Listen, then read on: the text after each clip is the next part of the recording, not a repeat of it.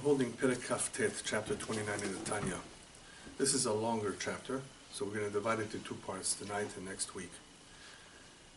Also a very important chapter, because here he begins to discuss another symptom that stands in the way to self-growth.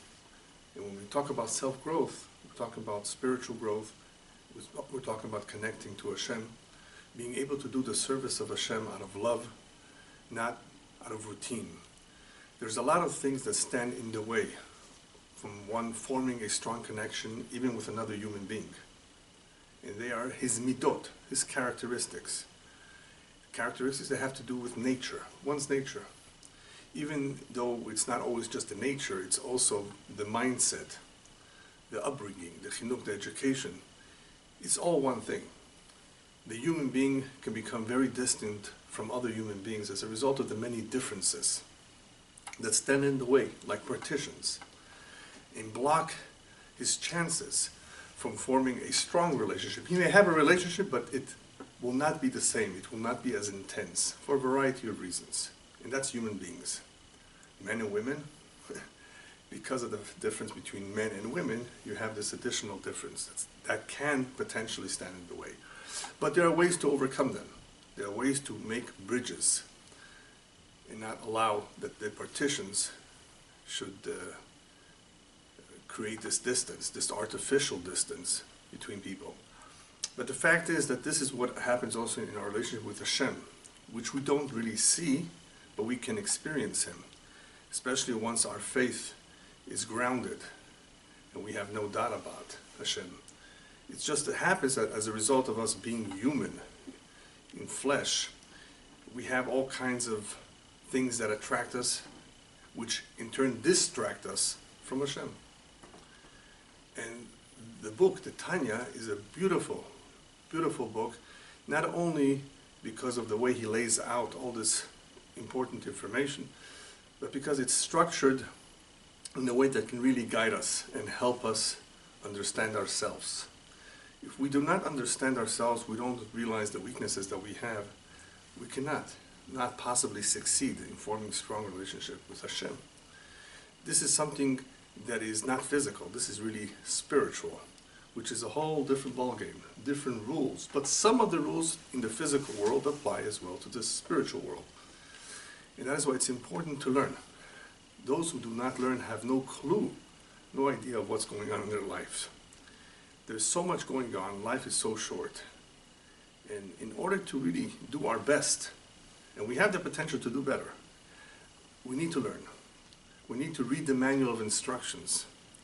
And part of that manual of instructions contains important information about ourselves and about Hashem, and about how to overcome the greatest enemy of man, ignorance, or, if you want to call him an enemy too, and he is an enemy, the evil inclination.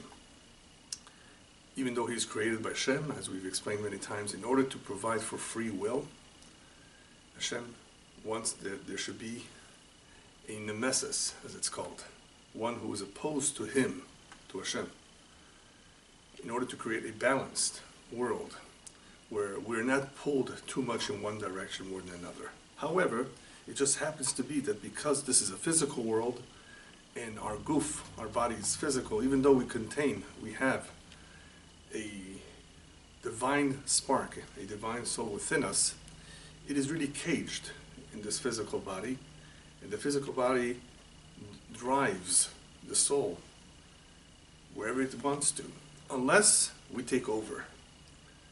To take over this vehicle called the physical body and tell it where to go, not that it should tell us where to go, we need to know where we're going.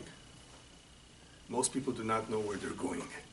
They think life is all about money, food, rest, pleasures, and the like. Right? Therefore, they're being carried or led by that vehicle called the physical body. In the last few chapters, he discussed the impediment or the obstacle called depression. He spoke about how depression, sadness really, and kvedut halev, the dullness of the heart, the heaviness of the heart, are some of those symptoms that can stand in the way of even a benoni. We're not talking about a rasha, an evil person, We're talking about a Benoni, an average individual who wants to do a good job. He's observant, he's aware, but we have moods. We have ups and downs in life, we have pressures of all sorts, we have challenges. So they bring about all kinds of symptoms. Some of those symptoms he discussed, atzvut and kvedut halev, sadness and dullness of the heart. How they, in themselves, are bad enough, negative enough, to make it difficult for us to overcome the yetzer, the evil inclination.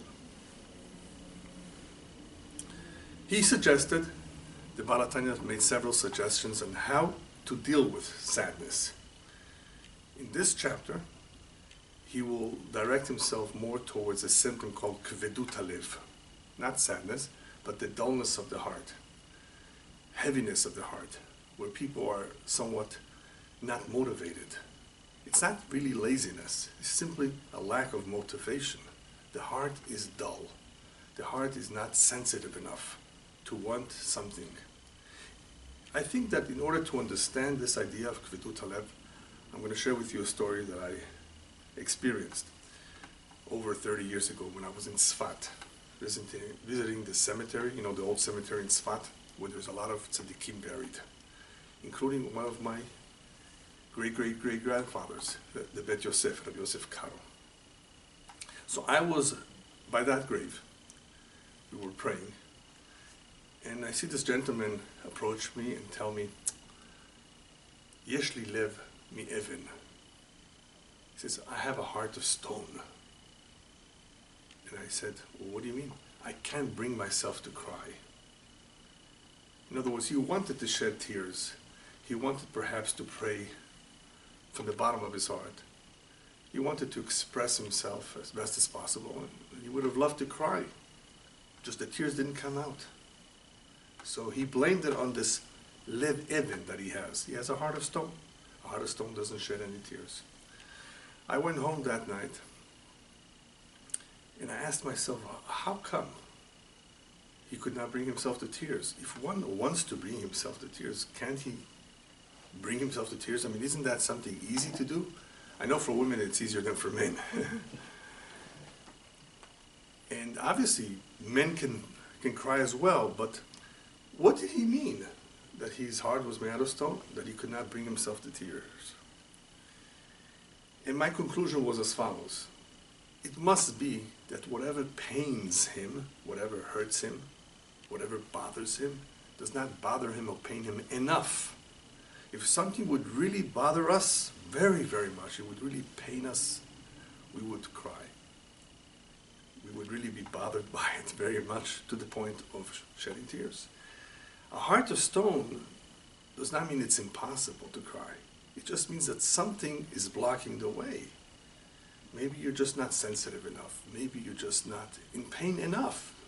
Believe me, I've seen people cry very easily, and others who, it took a little bit of time, but eventually they cried too, because of the circumstances that they were in. Whether it was something very emotional, whether it was something painful, whether it was even something that they observed by others, a story that they read that brought them to tears. So it's not impossible. But apparently sometimes there's something that stands in the way. And if this individual was asking, begging for something, but it didn't really pain him enough, then it would be more difficult for him to bring himself to tears. With the human heart, physically, it could also become hard. The arteries can become clogged. And what happens when the arteries are clogged? There's a problem with the circulation of the blood, the vital force of the body. There's no oxygen coming to the brain. This is risky. This is dangerous. This is trouble for this vessel that we call the body if it's not healthy. So we're not just talking about clogged arteries that weaken the entire system, which they do. Then this individual cannot function as good. He's overweight, he's heavier. The arteries are clogged. He doesn't feel good. So not only are we talking about a system that's not at its full potential, it's dangerous to his health too. he can leave this world before his time because of poor diet and the like. So this book, the Tanya, since it is geared for Benonim, average people like ourselves, not necessarily the biggest tzaddikim, the most righteous, they are the ones that have to look for solutions on how to deal with these blockages, because they are the ones that are going to have it. Blockages, of which one of them is called Timtum Halev, a blockage of the heart, a hardening of the heart, a heaviness, a dullness, pretty much all the same idea.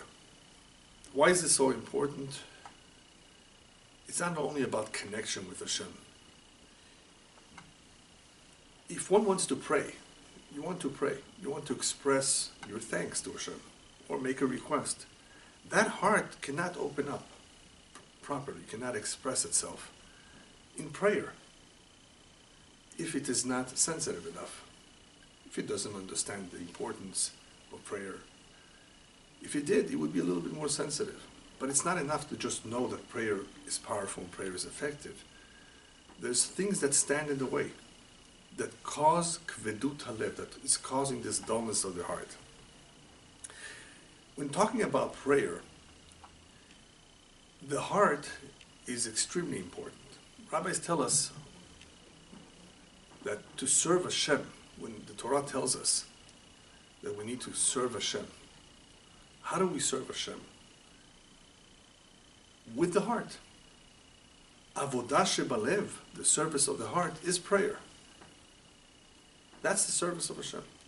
And the Chassidut explains that when we talk about the service of the heart, we really mean two things.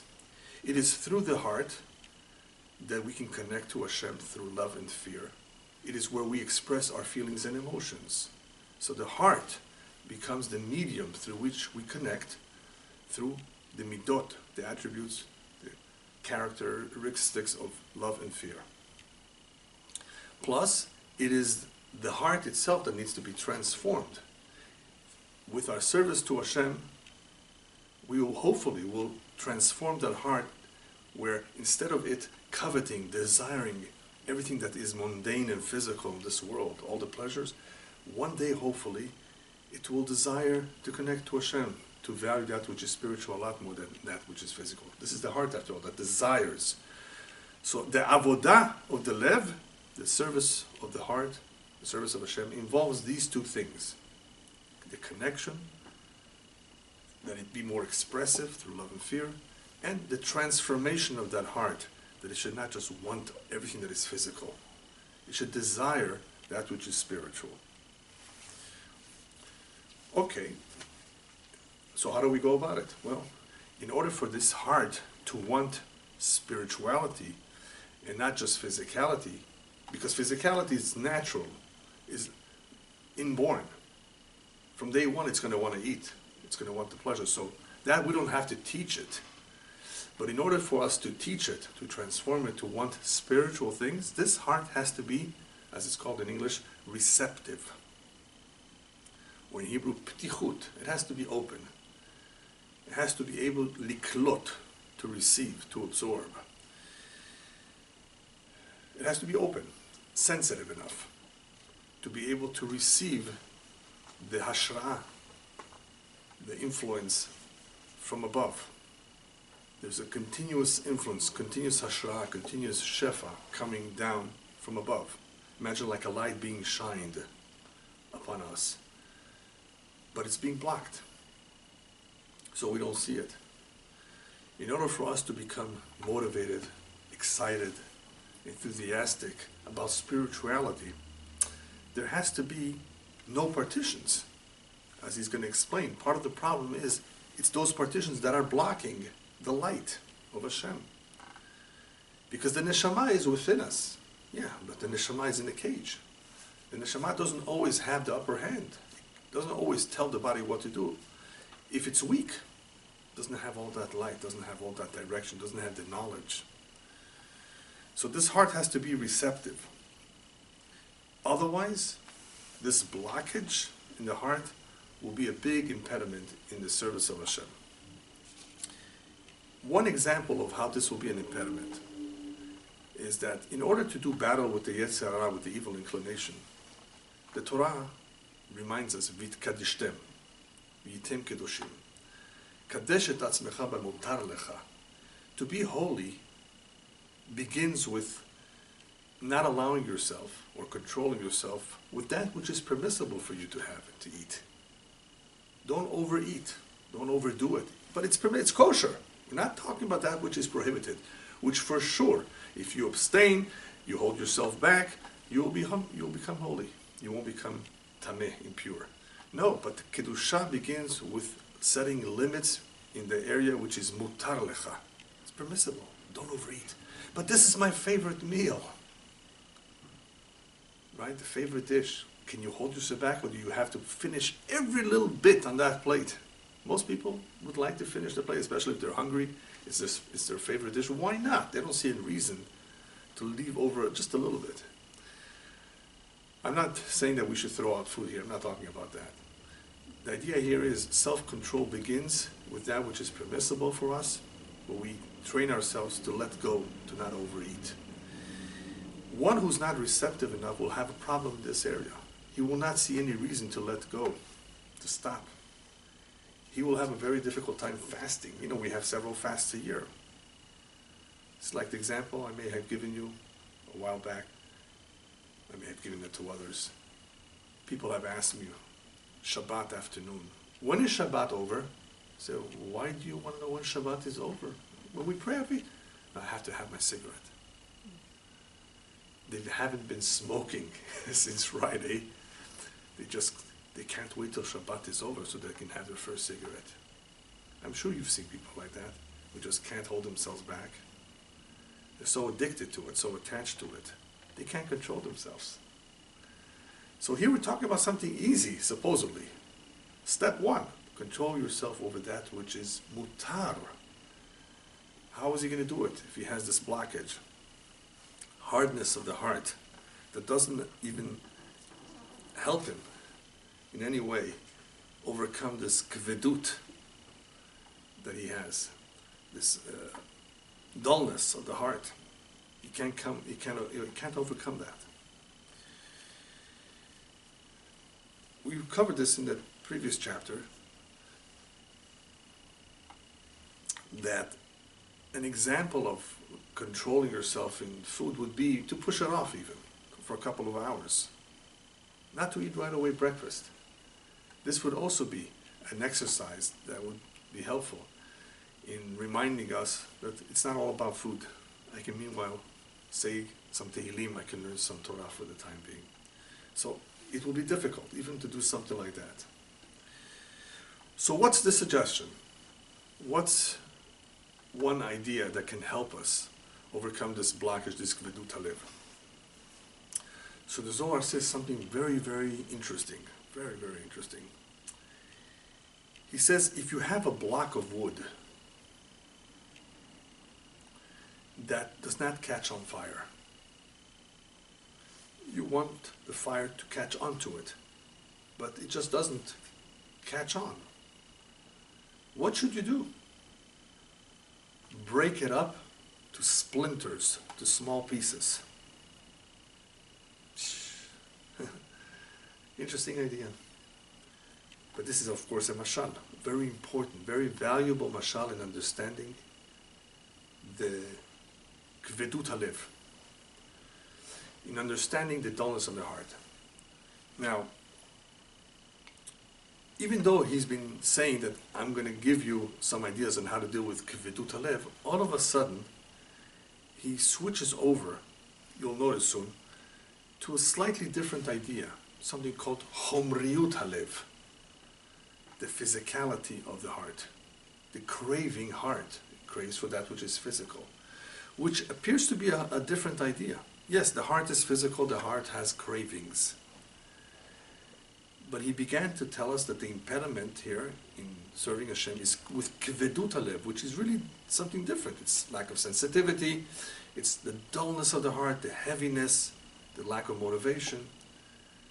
Why is he going to switch over to chomriut halev? This is a question that's raised by those who learn Tanya. There are various explanations given, so I'm just preparing you. If you notice this little change, There's a reason for it.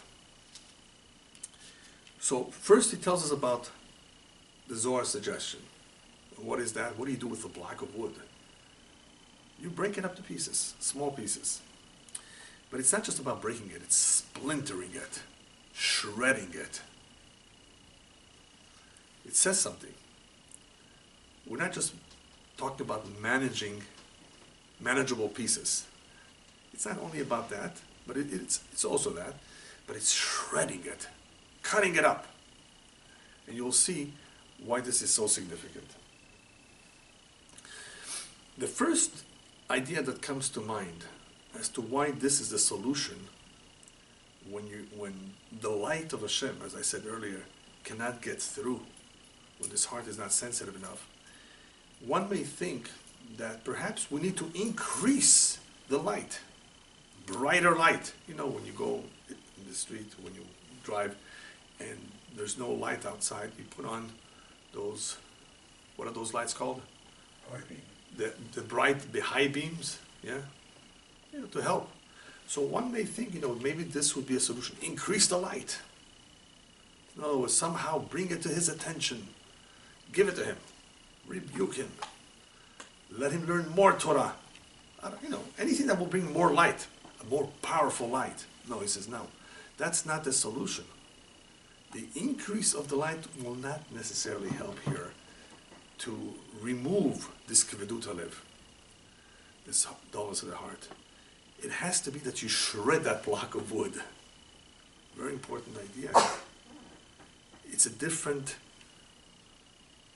direction. It's not increasing something which is good, because that will not help. Sometimes people think, oh, we need to have more of this. No, sometimes it's not having more of the positive. It's simply focusing on eliminating the negative. See what I mean? We have to get rid of that which is negative and not increase all that positive. It won't help.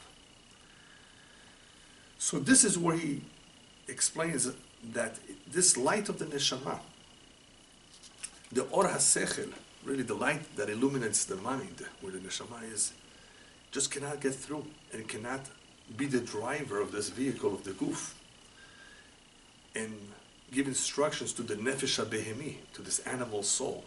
Hey, watch it. Enough. Control yourself. There's not enough light. And if there's not enough light, it can't control. It cannot control it whatsoever. So he says you have to understand why it can't control. The reason why this light that is there cannot control sufficiently the animal soul is because of gasut haklipa. Now I believe, according to my humble opinion, that the word gasut haklipa is really key in understanding why he now emphasizes the materialistic cravings or the physical cravings of the heart versus what he started off saying, the heaviness and dullness of the heart. Gasut haklipa. If you understand in Hebrew, what does gasut haklipa mean? It can mean the coarseness of the impure shells, but here he's talking also about the arrogance of the klipa. This klipa, this impure shell, which is the nefesh habehemi, that is where it comes from, the animal soul. There's a certain arrogance there. And it's this arrogance that blocks the way. It doesn't let anything else get through. Now, arrogance doesn't seem to fit in here. Why arrogance? Coarseness of the klipa, we can understand when something is coarse, it blocks. Again, this is my explanation. I haven't seen anybody give this explanation. The two ideas are important. The two ideas, I think, are applicable. We're talking about blockage over here. Blockage is a result of the klipa, of the impure shell, as a result of the sitra hara, wielding so much power. But how is this blockage interpreted? What is it actually doing? Gasut means coarse. It means something which is very, very coarse. Just like the block of wood that the Zohar says. So the fact that he mentions the Zohar, quotes the Zohar, uses that example of a block of wood versus a splinter is indicative that there's a certain coarseness here. Coarseness of what?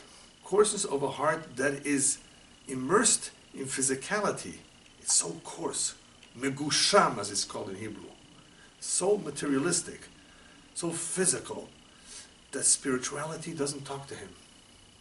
How could he be sensitive if an entire day is thinking about making money? Imagine somebody, all he thinks about is, how do I make more money? That's all he's, I know there's a lot of people like that. That's all they're thinking about. Their entire life is, how am I going to make the first million? There are even books written about that. How I made my first million. And you know how?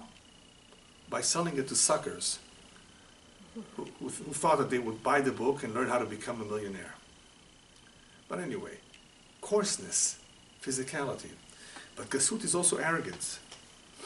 Why mention arrogance? So if you recall from the previous chapters, there's a certain level of arrogance in this Benoni, where he feels that perhaps he is a tzaddik, or he's close to being a tzaddik, a righteous man.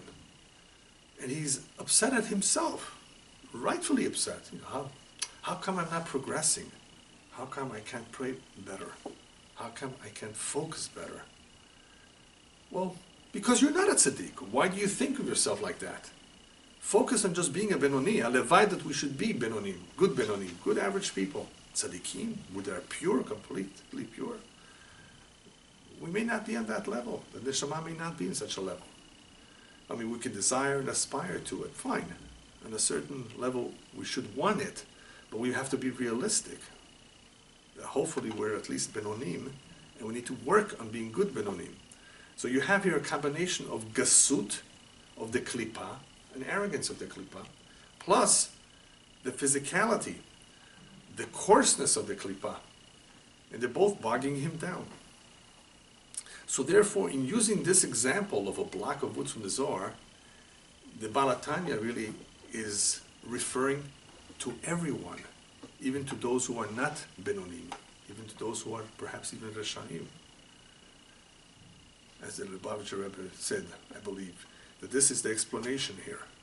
That this is not just specifically for the Benoni, this block of wood example from the Zohar. This could be describing humanity. This could be describing a symptom that applies to many people.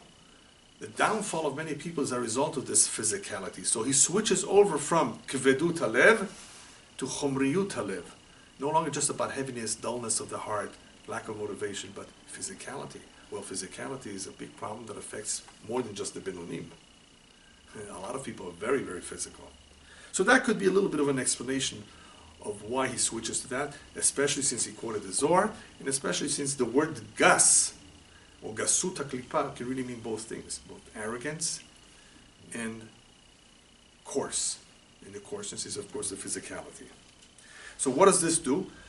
This coarseness of the klipa, machshicha, it darkens, it dims the light of the nefesh and doesn't let it get through.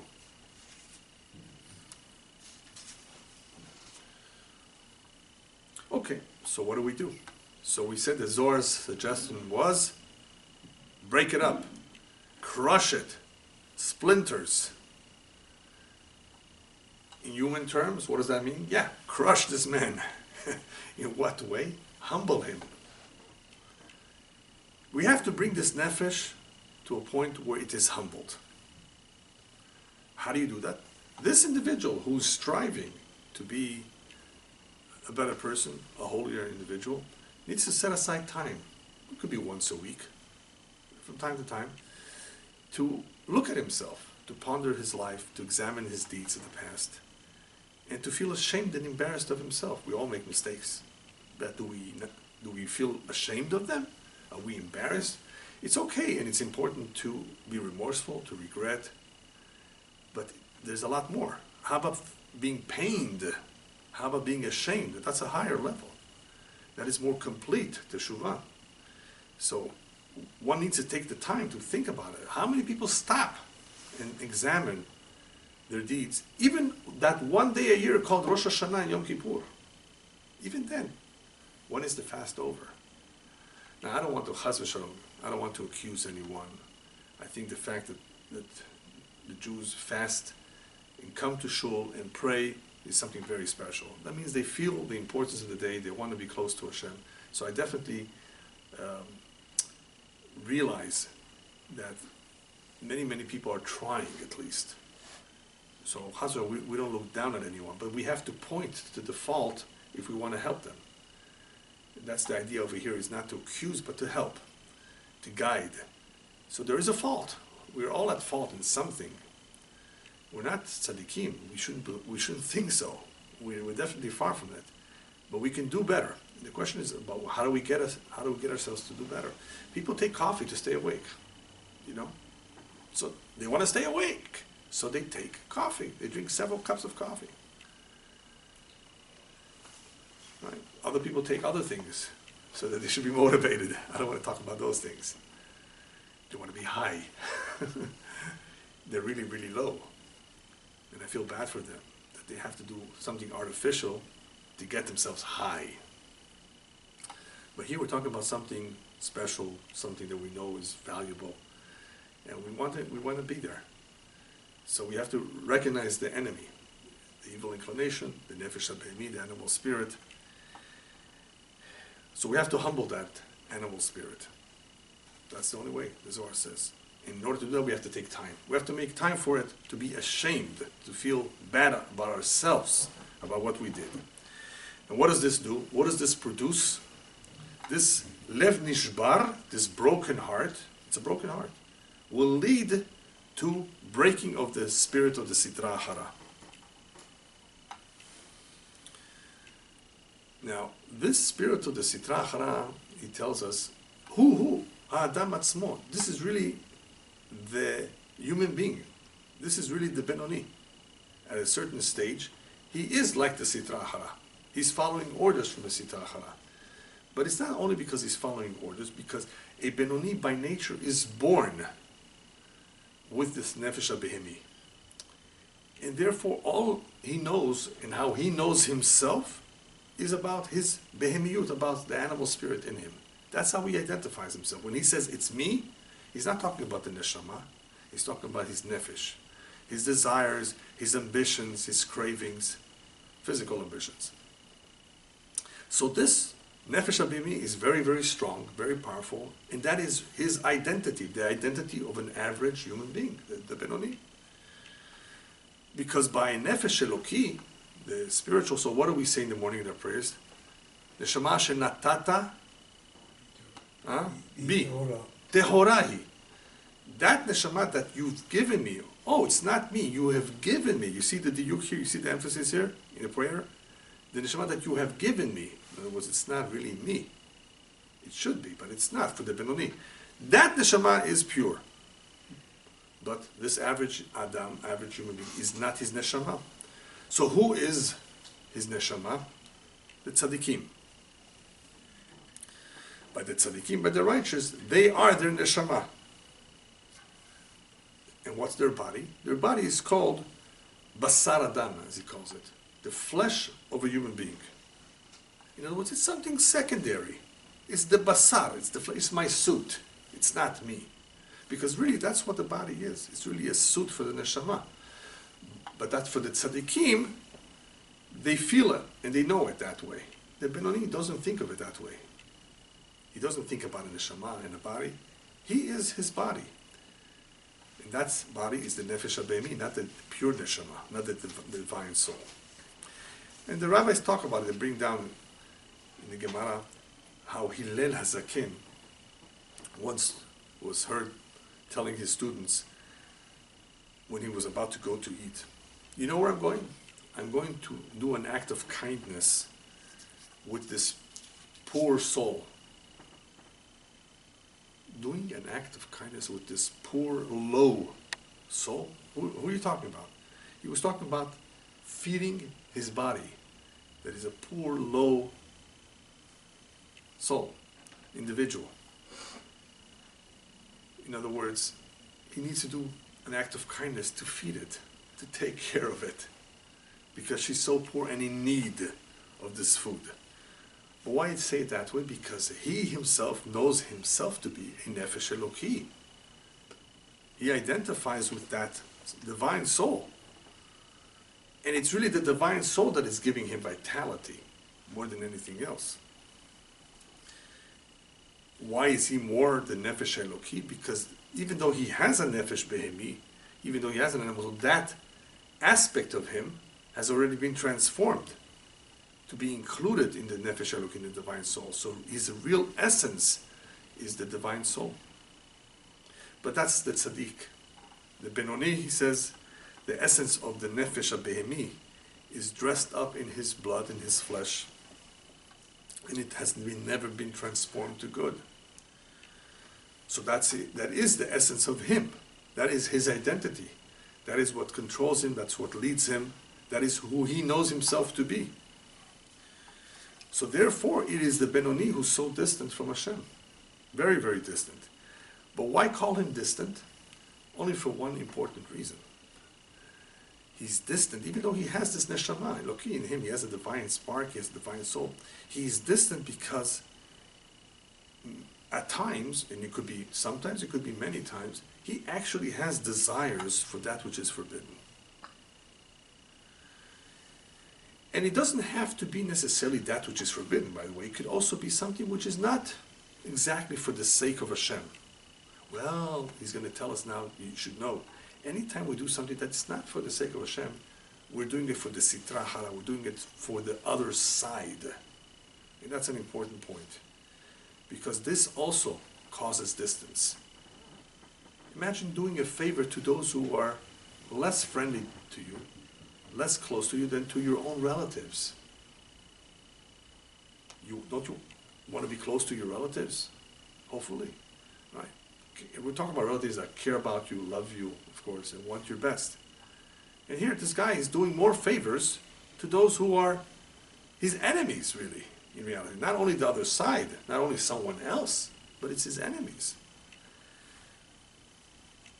So even though this individual who's a Benoni is not necessarily going to act out his forbidden desires, but he has them.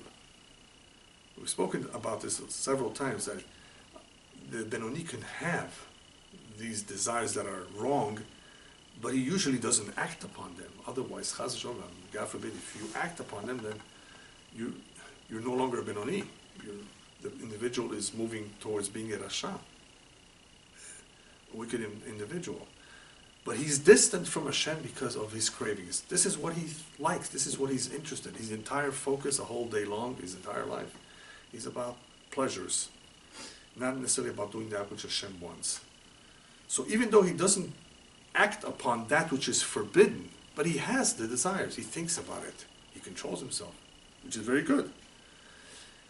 The tzaddik, you know where the tzaddik is different than him? Not only does he not desire, remember in the very beginning of the Tanya, we talked about this, the tzaddik, the real pure tzaddik, mo'es bahim. He's so far from desiring these things that he actually detests it. I don't like it. I don't care about these things, physical things. Don't even talk to me about it. There used to be big tzaddikim that didn't want to see money under a table. So get this away from me. That is how pure they were. They reach a point where you detest, you don't like it, you don't want to have anything to do with it. This individual, just give him a good steak and he'll thank you for it. He'll enjoy it. Nothing wrong with eating steak. But if that's what's on his mind, and that's what he craves, and that's what he wants, you know, first cut or second cut? Why talk so much about it? You know, it's only a piece of meat. It's going to be digested soon, and you're going to forget that you ever ate it. You're just going to worry about the big bill you had in paying for it. That's the difference. One of the differences between a Benoni and a tzaddik. A Benoni is in this world. So he has all kinds of physical cravings. On the ones that are forbidden, Baruch Hashem, he doesn't act upon them. But he's far from being a tzaddik, and therefore far from being close to Hashem, because lo mo'es bahim, even though he doesn't act upon them, but he doesn't detest it. So long as he thinks about it, then he's still on that level of Benoni. Another example, he says, where you can see this Benoni being distant or not being 100% strong and firm in his commitment to be closer to Hashem, to want to be close to Hashem at all times, is the fact that right after he prayed, the love for Hashem that he may have expressed, that may have awoken in him during the prayer, and it does for some people, especially if they understand the words, all of a sudden it's gone. He's already looking at the phone, emails, text messages. Look how it disappeared. Look how it went away so quickly. It was revealed momentarily while he prayed, and now it's gone. So this individual has a little bit of a conflict here. In other words, on the one hand, he does want that which is spiritual, on the other one, he still is attached to the physical world. And the only reason why he's a Benoni, and not a bad person, is because that which is forbidden in his heart is only begeder machshava. It's only in his thoughts. He doesn't act upon them. Very important point. So he's not so bad. It's just that these thoughts are standing in the way from forming a strong relationship, but he's not bad because he doesn't act upon them. But there is something no good about having these thoughts. A thought is step one to doing something which is wrong. A forbidden thought we're talking about. And as the Baal Tanya explained before, when a human being thinks of doing something wrong, even though he doesn't act upon it, he's worse than an animal, than an unclean animal. Why? So if you remember from the previous chapter, an unclean animal was created in this way, that he has certain instincts. A human being has free will. He's choosing to think or to behave like an animal. So he can therefore be lower than this animal, who's created like that, who's not choosing to be an animal. See the difference? And he quotes the pasuk here, "V'anochi tolat v'lo ish." I'm like a worm, and not a man. David HaMelech says in Tehillim, like a worm? Yeah, feels bad being so low, having lowered my status to that of a worm. A worm is created a worm, but I'm an ish, and I can, God forbid, lower my status to be like a worm. That's just one way of explaining the pasuk. There's other explanations.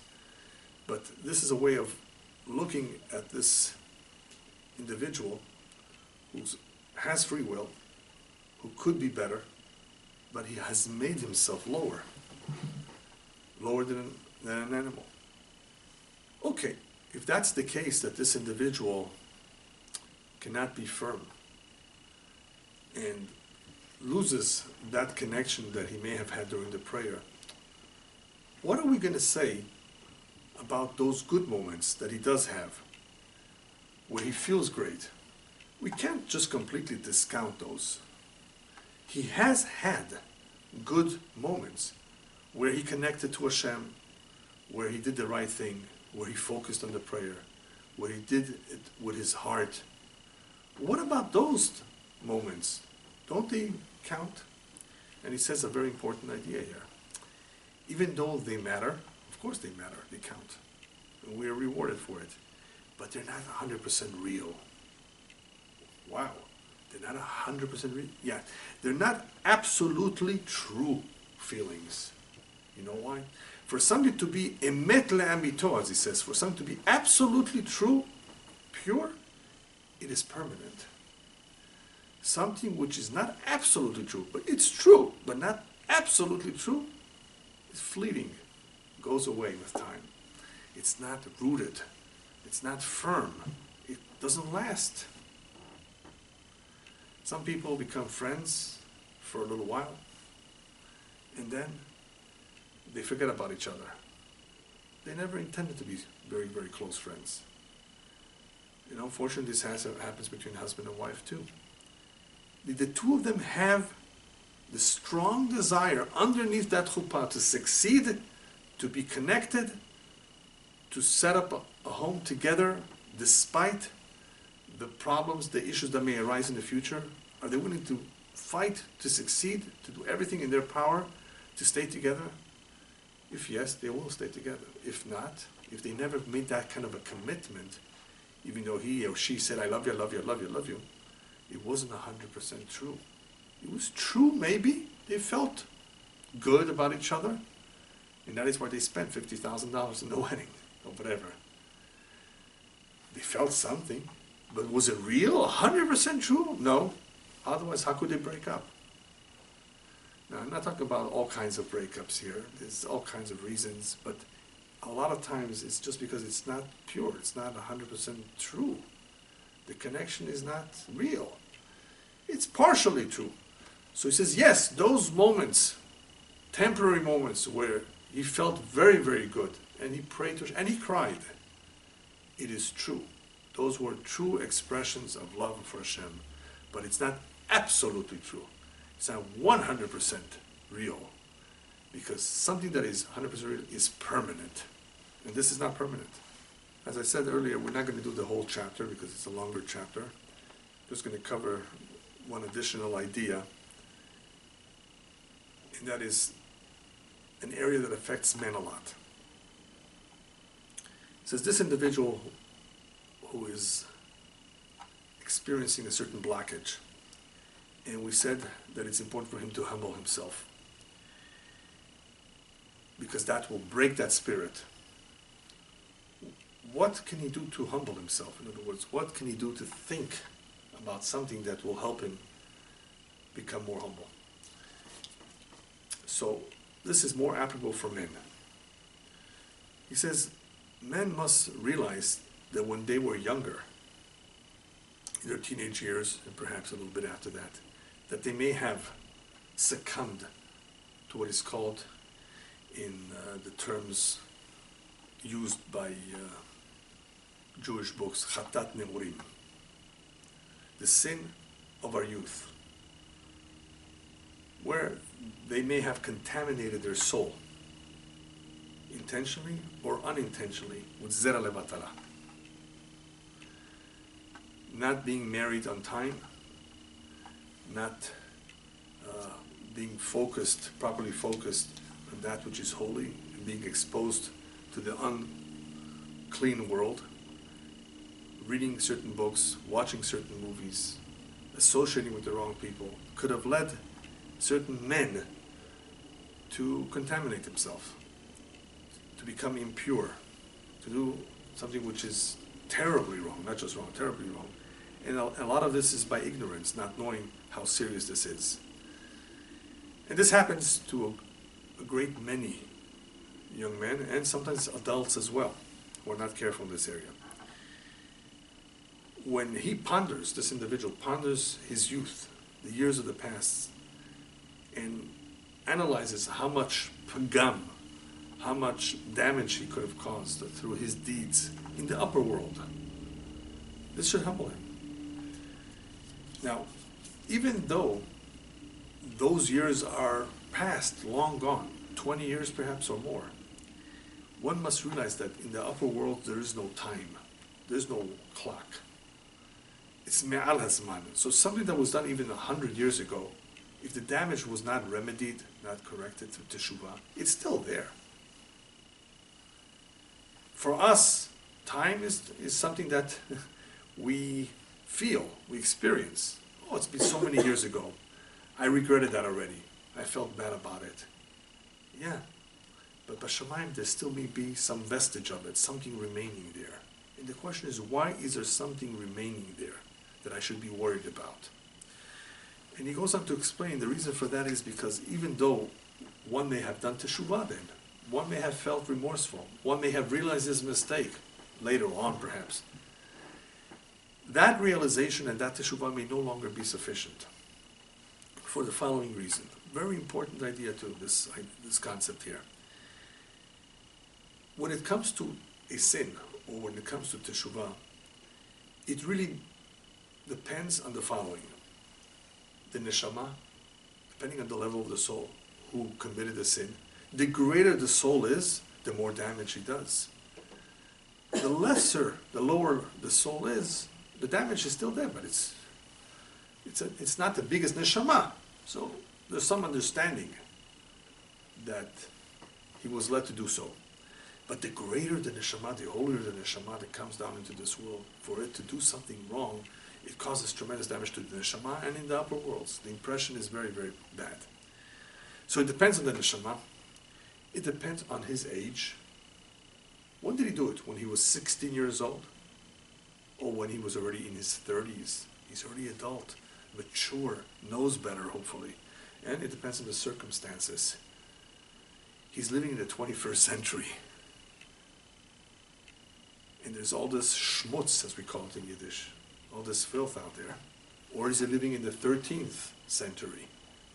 You know, depending on the time, depending on the circumstances. Was he pressured? Was he by himself?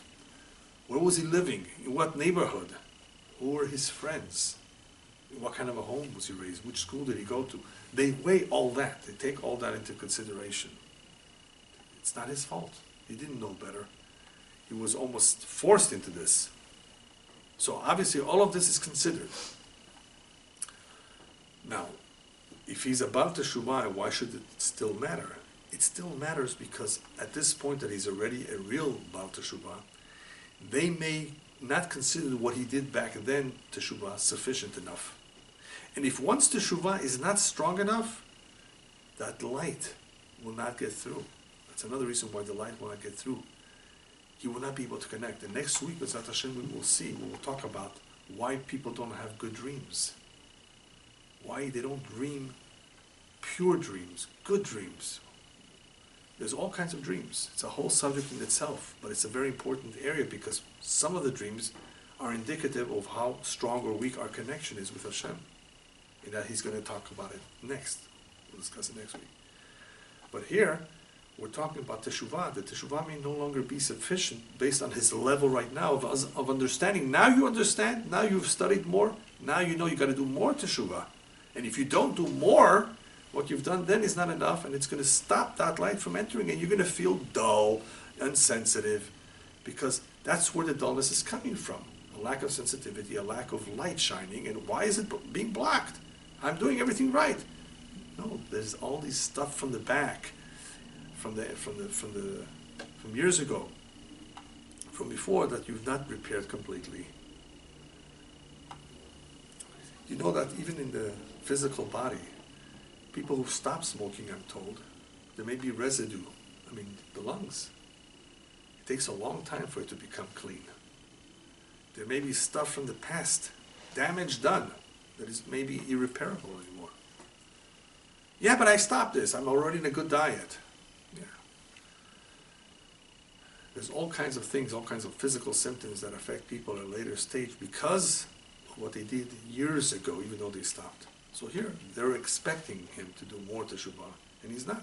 Then he's not letting all that potential light get through. However, the next point he makes is very, very important for those who have done proper teshuvah and really are doing exceptionally well and still feel a certain difficulty. This difficulty, you should know, is a tremendous hesed. It's a tremendous act of kindness from Hashem. Hashem sometimes wants this neshama that is so pure and so good to become even more elevated to greater heights. So sometimes when a person is doing teshuvah or is trying to advance spiritually, it feels like I can't go. I can't do it anymore. I can't progress. It's so hard. It's becoming harder. What's going on? In Hashemayim, they're tightening the screws. Not because they don't want him. They want him to try harder.